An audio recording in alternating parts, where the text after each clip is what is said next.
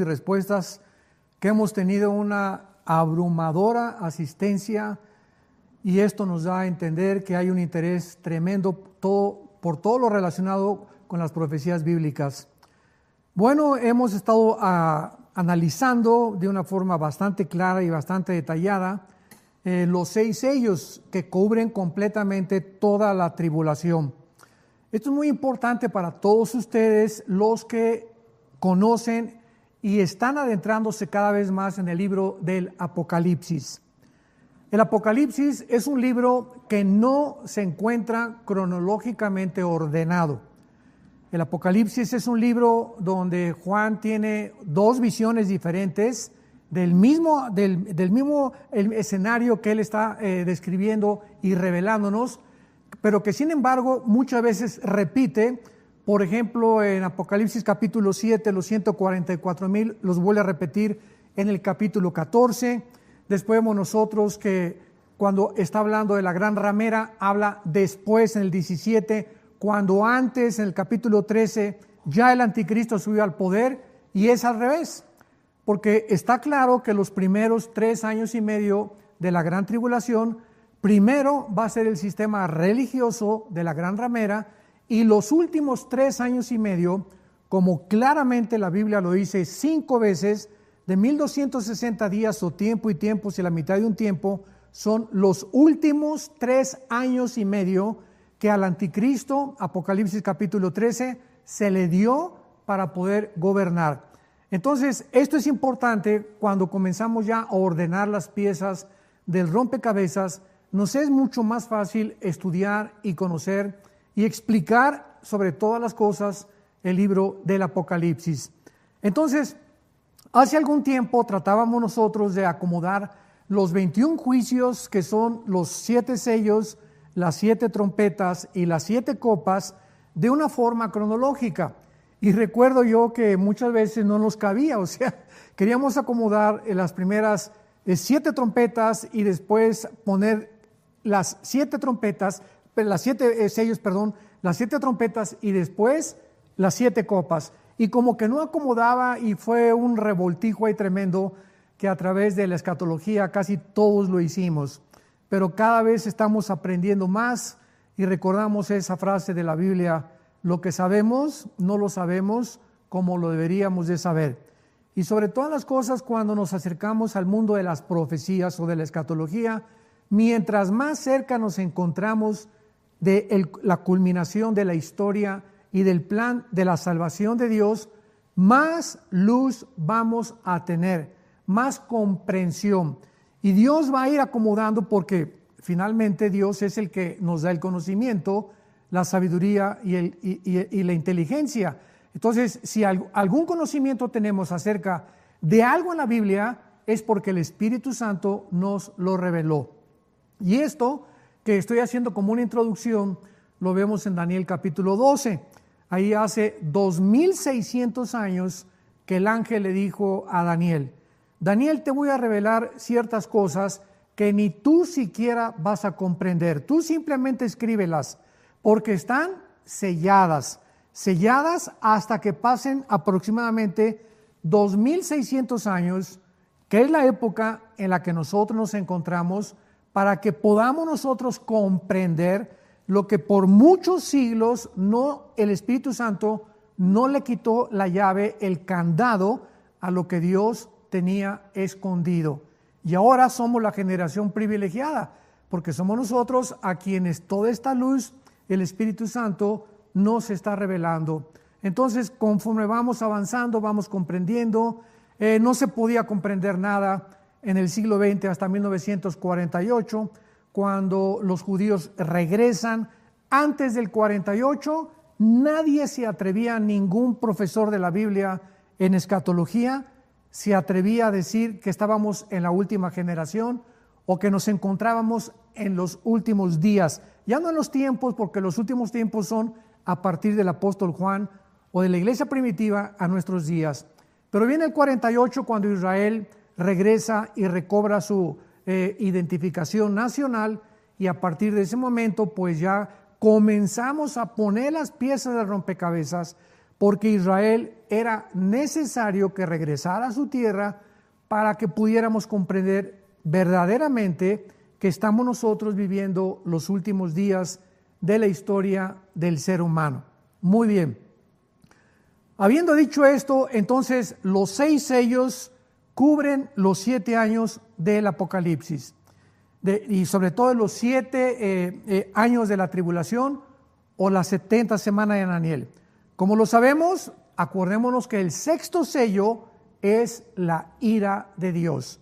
Y en el Antiguo Testamento, cada vez que se menciona el día de Jehová, el día del Señor, o el tiempo de angustia para Jacob, como en Jeremías capítulo 28, todas estas frases en el Antiguo Testamento están relacionadas con los últimos 3 años y medio de la gran tribulación. Entonces, cuando hablamos de el día de Jehová, se refiere ya al final de la tribulación, cuando Dios comienza a vertir sus juicios, y es el juicio de las trompetas y de las copas, que casi van empalmados, porque las trompetas, el 7º sello va empalmado con las 7 trompetas. La primera trompeta viene inmediatamente empalmada con el 7º sello. Entonces, esto cubre totalmente el Apocalipsis, el libro de las 7 sellos y las 7 trompetas. Y una vez que hemos examinado las primeras 5 trompetas, vamos a continuación a analizar la 6ª trompeta, que es de mucho interés, donde ya el juicio no es ecológico, ya es contra los seres humanos. Las primeras 5 trompetas, recordamos, la primera trompeta fue contra la tierra, la tercera parte de la tierra, ¿verdad?, se echó a perder, después la tercera parte del mar, la tercera parte de los ríos, la tercera parte del sol, la luna y las estrellas se oscurecieron, y entramos a esta 5ª trompeta, donde ya estos primeros juicios de las 4 trompetas ya no son ecológicos ni con el sol ni con la tierra. Ahora el Espíritu Santo se enfoca directamente con los seres humanos, y lo que vamos a leer y lo que vamos a estudiar es asombroso, tremendo, es horripilante para los habitantes que van a estar viviendo en esta época en el planeta Tierra. Dice así el capítulo 9 del Apocalipsis: el 5º ángel tocó la trompeta y vi una estrella que cayó del cielo a la tierra, y se le dio la llave del pozo del abismo. En primer lugar, cuando nosotros vemos la palabra estrella, el 90% de las veces en la Biblia se refiere a los ángeles. Y así lo tenemos en el libro de los jueces, lo tenemos en el libro de Daniel, lo tenemos casi en todo el Antiguo Testamento, en Job capítulo 38, cuando las estrellas, dice la Biblia, estaban alrededor de Dios alabándolo por la creación, que se refiere a los ángeles. Entonces aquí pues desde luego, ¿verdad?, no es literal, no es una estrella. Es imposible también, y va contra toda lógica, cuando habla la Biblia que una estrella cae del cielo y se le da una llave. Entonces esto es un ángel, y los ángeles son los que forman parte de una forma vital en todo el libro del Apocalipsis. A ellos Dios les encarga que ellos vayan y ellos lleven a cabo sus juicios, se aparezcan, detengan el aire, aparezcan con el fuego, etcétera, etcétera, etcétera. Entonces vemos que es un ángel que cae del cielo a la tierra. Juan vio inmediatamente que este ángel tenía una llave, y esta llave era de un lugar que la Biblia le llama el pozo del abismo. Y aquí podemos profundizar muchísimo y extendernos un poquito más también, porque esto es algo asombroso. La palabra abismo, desde la palabra hebrea hasta la palabra griega, comienza desde el versículo 2 del libro del Génesis, capítulo 1 del Génesis, versículo 2.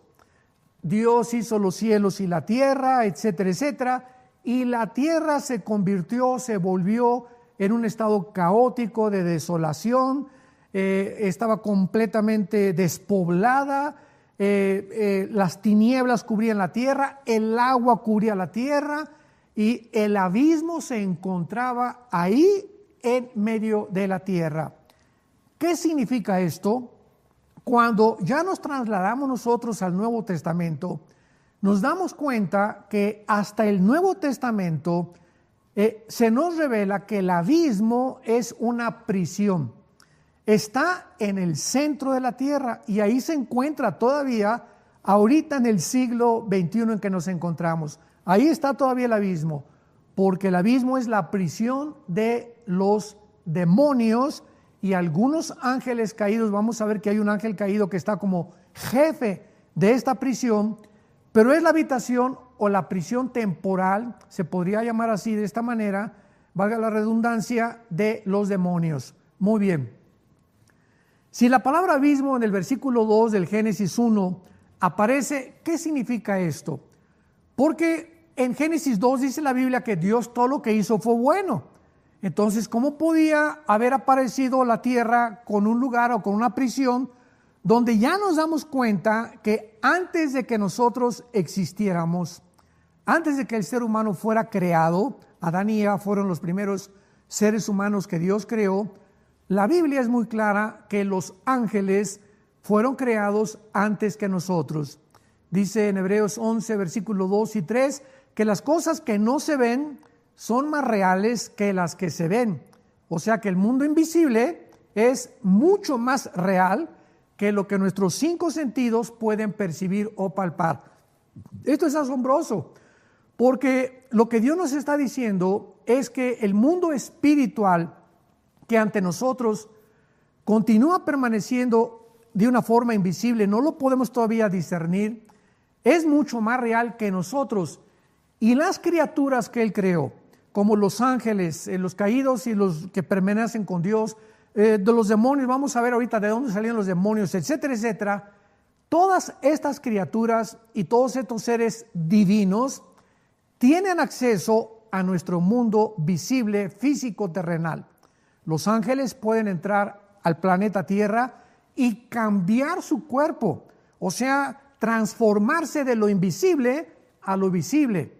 En otras palabras, se pueden materializar, que fue lo que Cristo hizo cuando atravesó la casa y se les apareció a los discípulos. Nos acordamos que de repente Cristo atraviesa la pared y le dice a Tomás: acércate y pon tus manos en mis manos y toca con tu mano mi costado. Y Cristo tenía un cuerpo que pudo atravesar la materia molecular, física, terrenal, y al mismo tiempo se pudo materializar. Y cuando Tomás tocó las manos de Cristo, estaba tocando algo completamente material, visible y terrenal.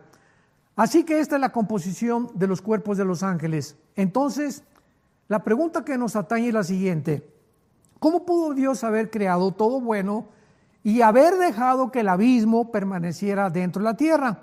Bueno, tenemos que leer bien la Biblia, porque recordemos que dice la Biblia que todo lo que Dios creó, o sea, del versículo 3 en adelante, cuando Dios dice sea la luz, ahí comienza la volver a crear otra vez todo lo que el planeta Tierra perdió con la caída satánica de Lucifer y los ángeles, que lo explica Isaías capítulo 14 y Ezequiel capítulo 28 y también Ezequiel capítulo 31.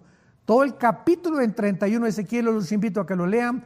Ahí habla claramente de qué forma Satanás, Lucifer, en la forma del asirio, así se le denomina, estaba en el Edén antes que Adán y que Eva. Muy bien. Entonces todo lo que Dios creó es bueno, pero esto que ya estaba, ¿verdad? Pues Dios no lo creó, ya formaba parte de la antigua creación. Satanás ya estaba en el huerto del Edén y tampoco Dios lo creó cuando creó a Adán y Eva. Él formaba parte de la antigua creación. Entonces, antes de esta creación, el pecado, es lo que quiero decir, el pecado ya existía. Porque finalmente, ¿qué es el pecado? El pecado es la rebelión contra los mandamientos de Dios que causa separación de la criatura de su creador. Cuando Lucifer, Isaías 14, del 12 al 14, se rebela contra Dios, en ese momento se separa de Dios. En ese momento Lucifer cae en el pecado y la comunión con Dios ya no es igual, y es arrojado a la tierra, donde él comienza, ¿verdad?, a levantar este mundo, y donde la rebelión final fue en el universo que nos rodea actualmente, y esta es la razón por la cual él fue condenado. Entonces vemos nosotros que el pecado ya existía. Ahora el pecado entró al mundo, de Romanos 5:12, por un hombre. O sea, él introdujo el virus cuando ya Dios había creado todo bueno, y cuando Adán y Eva pecan, son sacados del huerto, porque un hombre imperfecto no podía vivir en un ambiente perfecto, que es el huerto del Edén. Entonces el huerto del Edén, pues ya no sabemos, desapareció, o tal vez está en el cielo, etcétera, etcétera, pero ya no vamos a especular en eso. Muy bien. Entonces el abismo, en el Nuevo Testamento se nos revela que es la prisión de los demonios. En el Evangelio de Lucas, el capítulo 7, el capítulo 8 de Lucas, del Evangelio de Lucas, se nos narra el caso de un endemoniado gadareno que tenía aproximadamente 6,000 demonios.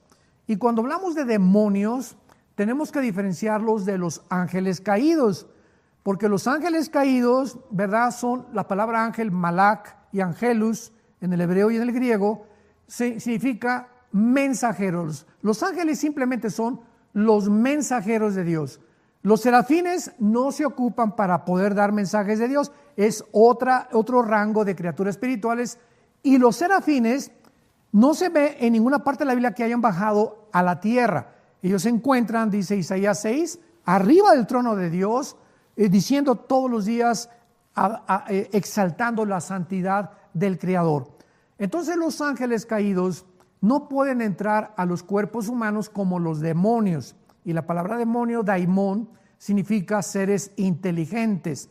Entonces tenemos que diferenciar entre los ángeles caídos y los demonios, porque muchas veces muchas personas han asociado a estas dos criaturas, cuando encontramos en la Biblia bastantes características que de ninguna manera los hacen ser semejantes.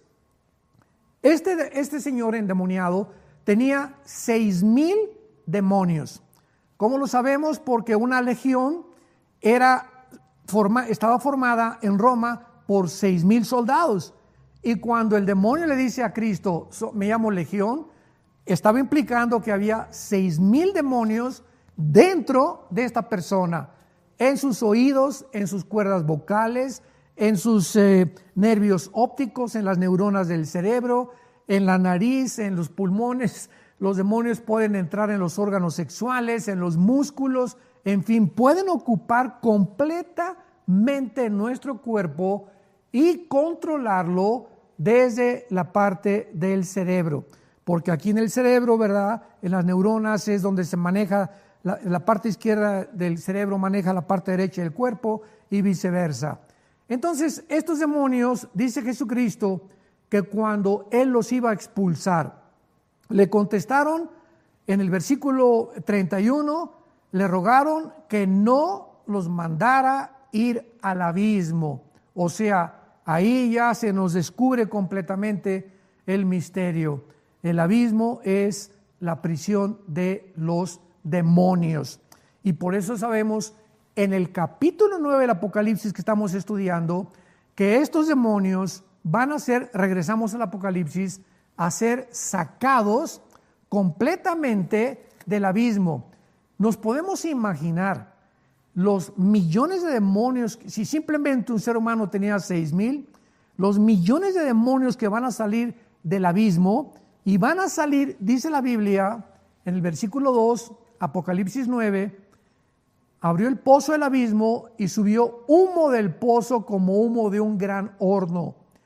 Y se oscureció el sol y el aire por el humo del pozo. O sea, salen estas criaturas del centro de la tierra hacia la superficie. Tal vez van a salir por un volcán, porque parece que los volcanes son los que tienen su origen en el abismo o en el infierno. De ahí tal vez la lava y todo, las llamas que surgen, que es muy posible, ¿verdad? Yo siempre he creído que los volcanes son las puertas del infierno.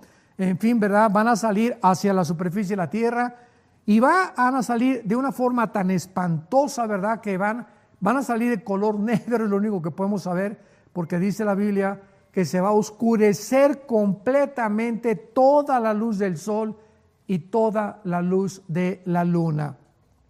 Y el versículo 3 se nos dice o se nos revela que del humo salieron langostas sobre la tierra y se les dio poder. Notemos que continuamente en el Apocalipsis encontramos la soberanía de Dios. Y se les dio, o sea, no están actuando independientemente, nadie en el universo. Cuando lleguemos al capítulo 13 del Apocalipsis, vemos que al anticristo se le dio poder para actuar 3 años y medio. Al falso profeta se le dio poder y se le dio, y vemos el control detrás del universo, controlado por un Dios soberano, que Él está al control de todas las cosas.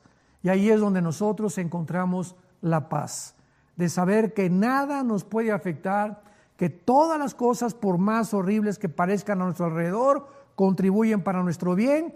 Y cuando Dios juzga al mundo, Dios tiene el poder de guardarnos, como dice el Salmo 91, seremos guardados bajo las plumas del Altísimo, bajo sus alas nos cubrirá, seremos librados de la peste, de los virus y de las maldiciones que puedan caer sobre la tierra, y del lazo del cazador también nos librará, porque hemos puesto nuestra confianza en Él.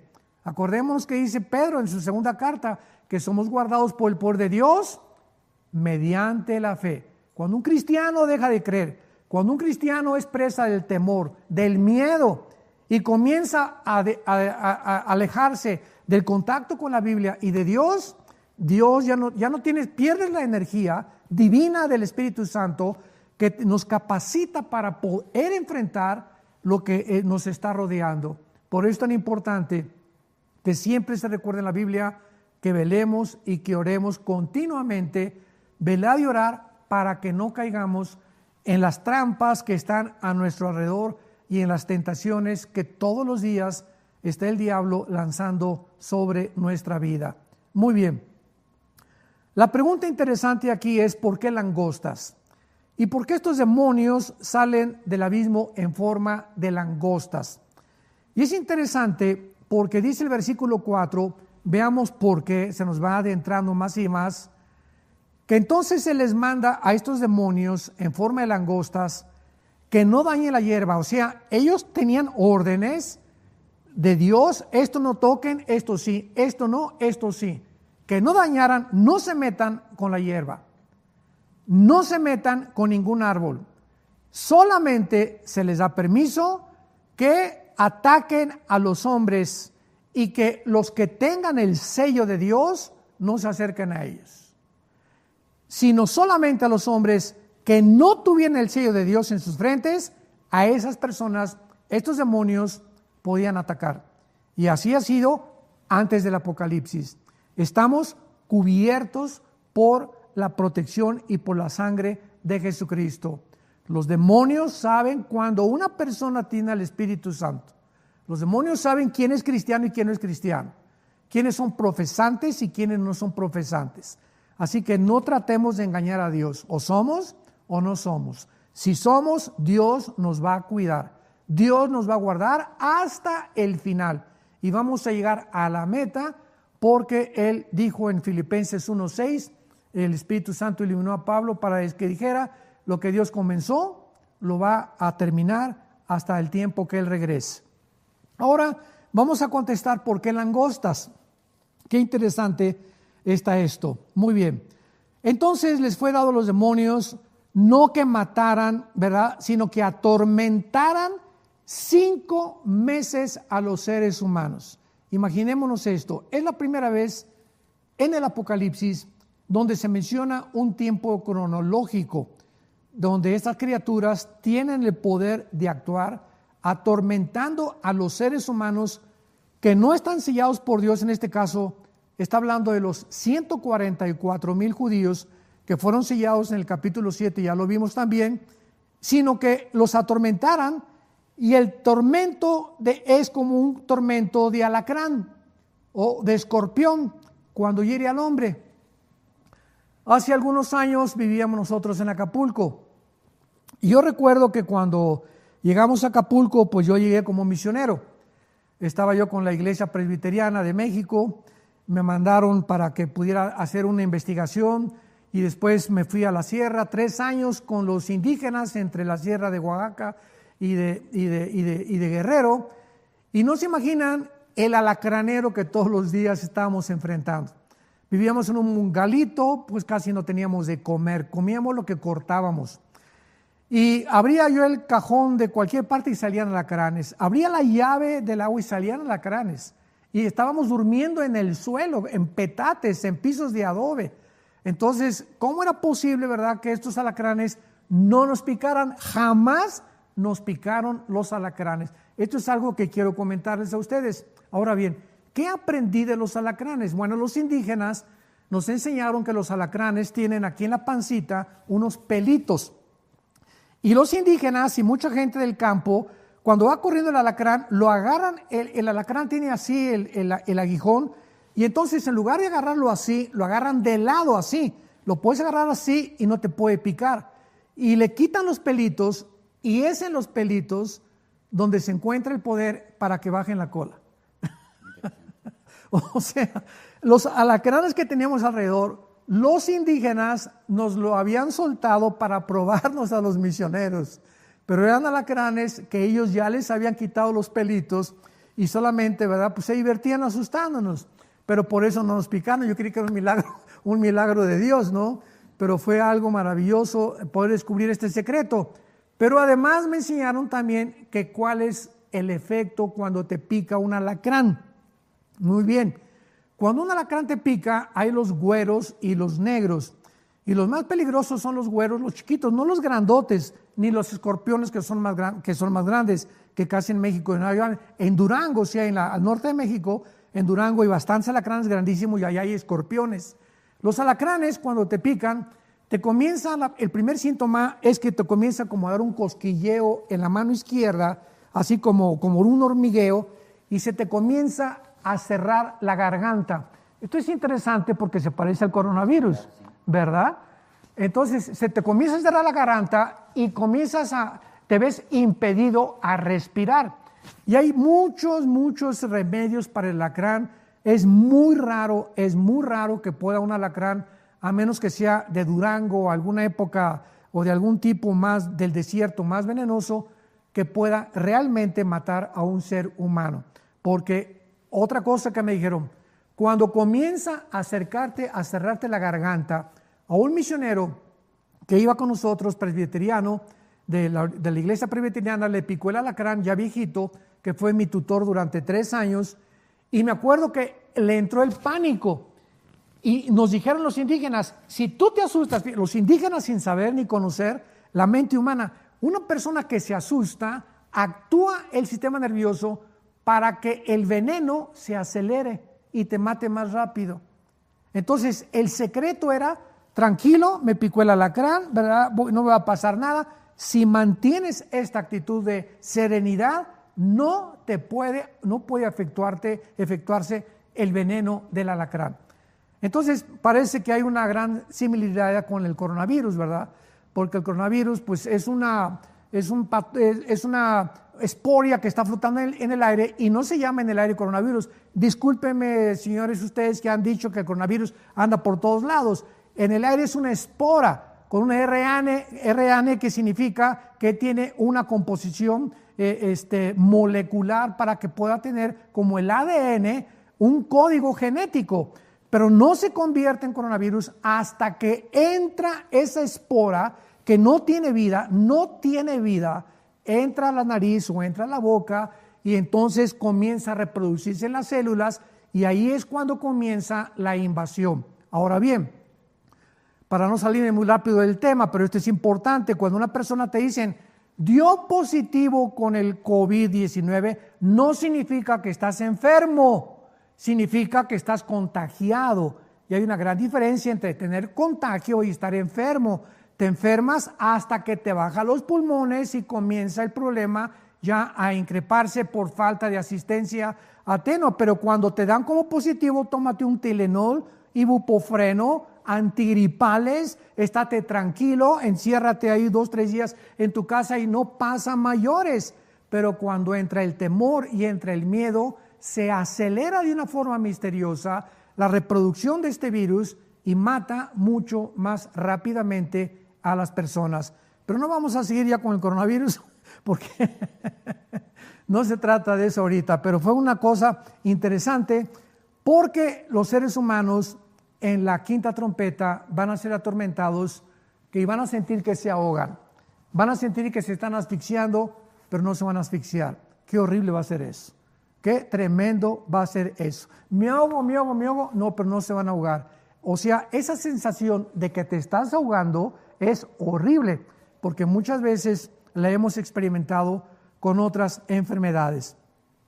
Y la clave en el versículo 5 de por qué son langostas, dice entonces que les fue dado que las mataran.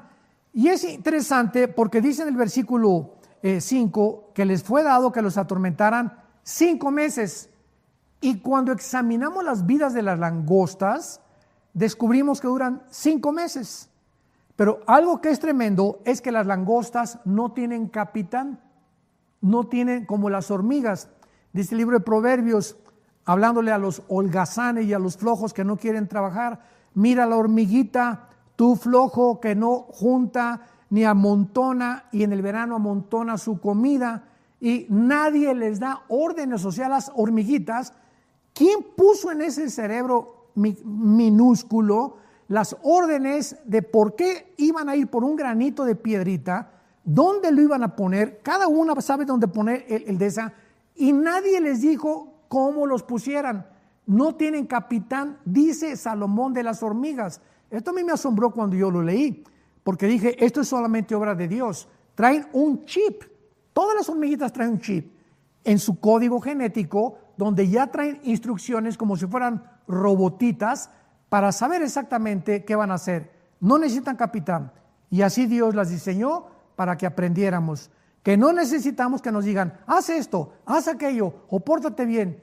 Tiene que nacer de nosotros el poder hacer las cosas para que Dios lo pueda ver, que nos nace hacer la obra de Dios sin que nadie nos tenga que estar diciendo, haz esto o haz aquello. En fin, entonces las langostas van a durar 5 meses, que va a ser el tiempo del tormento de los hombres.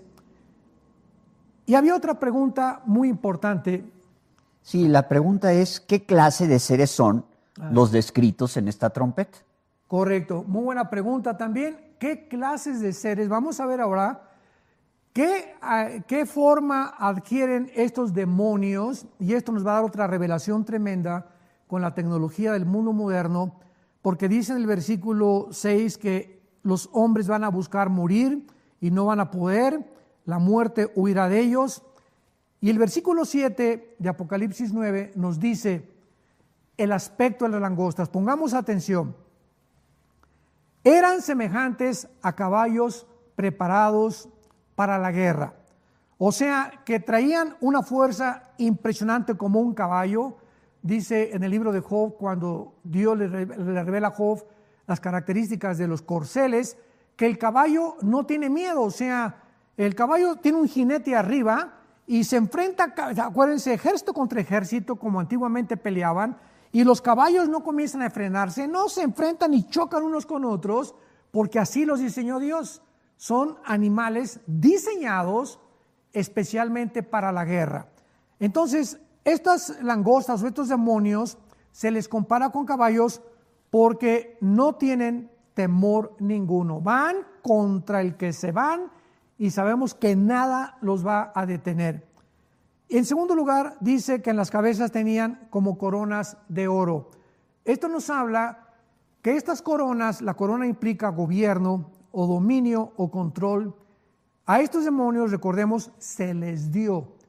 Les voy a dar un poder venido delegado por Dios y ustedes van a hacer esto que yo les mandé porque es una autoridad que yo les he conferido, dijo Dios. Entonces, estos demonios se retratan con coronas de oro, simbolizando el poder o la autoridad divina que se les permitió llevar a cabo.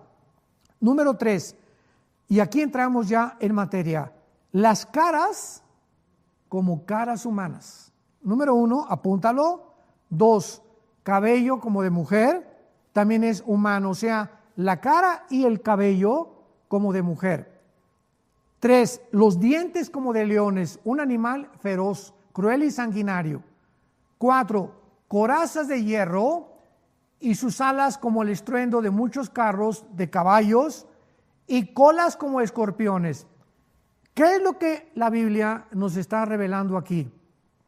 He leído algunos comentarios de este pasaje del Apocalipsis y muchos han dicho que pues son helicópteros, que son drones, etcétera, etcétera. Pero la grande equivocación, lo que no se puede sostener ya, de que son drones o de que son helicópteros o de que son cosas modernas, es que nos dice en el versículo 11 que tienen un rey y que el rey de ellos es el ángel del abismo, que se llama Abadón y en griego Apolión. Entonces los helicópteros, ¿verdad? Y los drones, etcétera, etcétera, no están gobernados desde el centro de la tierra del abismo por el ángel llamado Apolión. Entonces estas criaturas son literales, son mezcla híbrida, humano, animal e insectos o reptiles. Y es lo que desde 1943 del siglo pasado, los nazis, el licenciado Martín, los nazis quisieron comenzar a experimentar la experimentación genética con el famoso Mengele, ¿verdad? Que fue el doctor que después agarraron en Brasil y que abrió a las mujeres embarazadas para, son cosas horribles que hasta da pena describirlas, y querían cambiar la raza para hacerla pura y que nada más gobernar el mundo la raza aria, eliminar a los negritos, a los gitanos, a los judíos, etcétera, etcétera. Y hasta 1954, cuando ya se descubre el ADN por los doctores Crick y Watson, con el hélice del ADN, ya ahora el genoma humano ha comenzado a ser manipulado en laboratorios clandestinos. Y ya podemos darnos cuenta y descubrir que ya se están llevando mezclas entre seres humanos, ADN de seres humanos con ADN de arañas, seres humanos con animales, con insectos, en la experimentación de crear y poder llevar a adjudicarle al ser humano lo que muchos animales tienen, como el murciélago, que tiene un radar impresionante, que lo pudiéramos tener nosotros, o como la tela que la araña puede fabricar, que pudiéramos nosotros convertirnos en hombres araña, y tonterías de esas. Pero esto es precisamente a donde el mundo ha llegado, y es donde la Biblia hace 2000 años se adelantó. Pues nunca mejor dicho, un panorama apocalíptico. Completamente. Entonces, para despedirnos de nuestro auditorio, porque sin lugar a dudas nos estamos acercando a este tiempo, ¿qué recomendaría, doctor Alducin? Dice en 1 Pedro 4:7, el fin de todas las cosas se acerca. Velad y orad, seamos sobrios y vivamos hoy más que nunca, acerquémonos a la Biblia. Porque la Biblia es nuestro contacto, dijo Jesús, mis palabras son espíritu y son vida.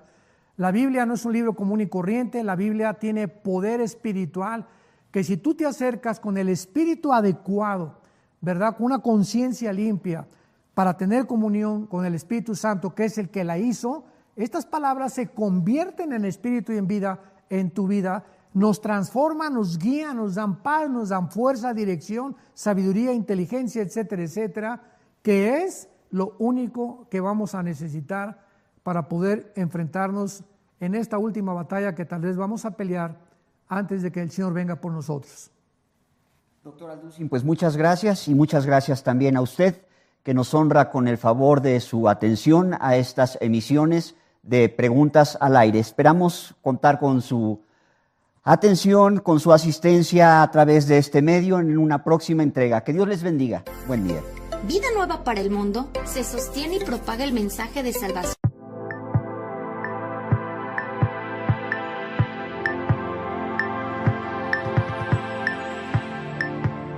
Vida Nueva para el Mundo se complace en llevar hasta usted un programa más de Preguntas al Aire, a donde el doctor Armando Alducin va a resolver las interrogantes que le hemos de plantear el día de hoy, que prometen ser por demás interesantes. La primera pregunta: ¿por qué se dice que la Biblia es la palabra de Dios? Bueno, vamos a comenzar hoy a compartir algunas de las evidencias más importantes que tenemos en este libro maravilloso que se llama la Biblia. Una de las preguntas más importantes que han hecho es ¿por qué se llama la Biblia la palabra de Dios?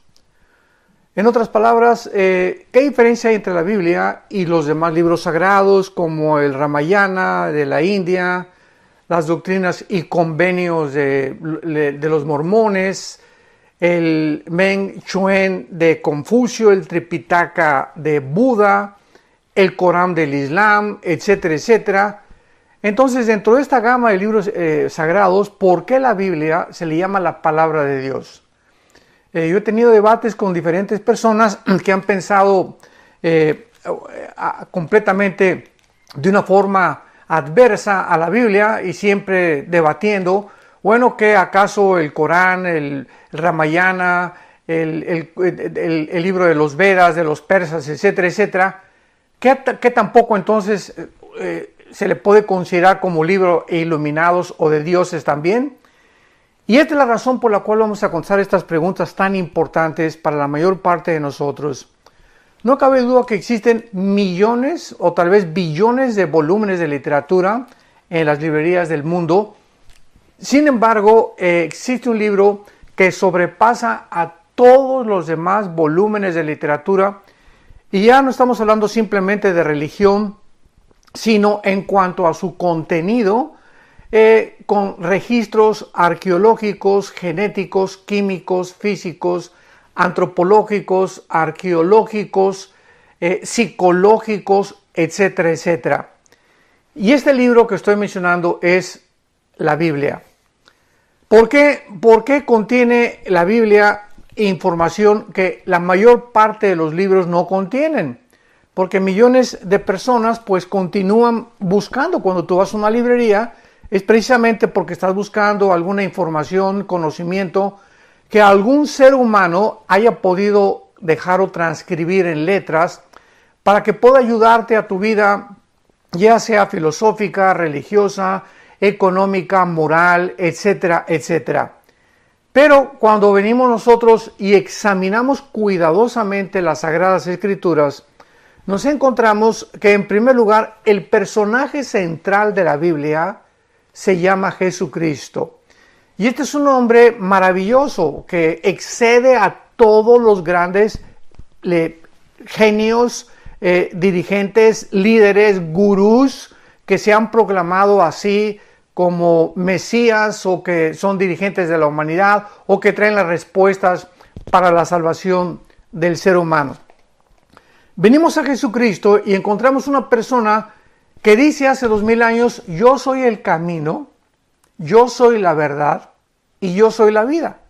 En otras palabras, cuando oímos estas palabras, esta declaración tan radical del Hijo de Dios, es cuando hace algunos años, cuando yo realmente abracé el cristianismo como el propósito y el significado que mi vida iba a tener, cuando yo me adentrara en el conocimiento de las Sagradas Escrituras y sentir el privilegio tan grande que Dios le da a muchos seres humanos de que nos llama a vivir en la palabra, a compartir este mensaje, que es el más importante que un ser humano puede escuchar.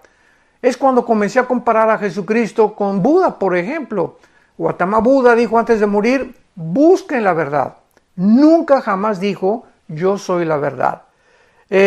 Cuando estudié el Corán y ahí en lugar de versículos se llaman sutras, los sutras de Mahoma, cuando él lo escribió en su primera parte, porque el Corán se divide en dos secciones.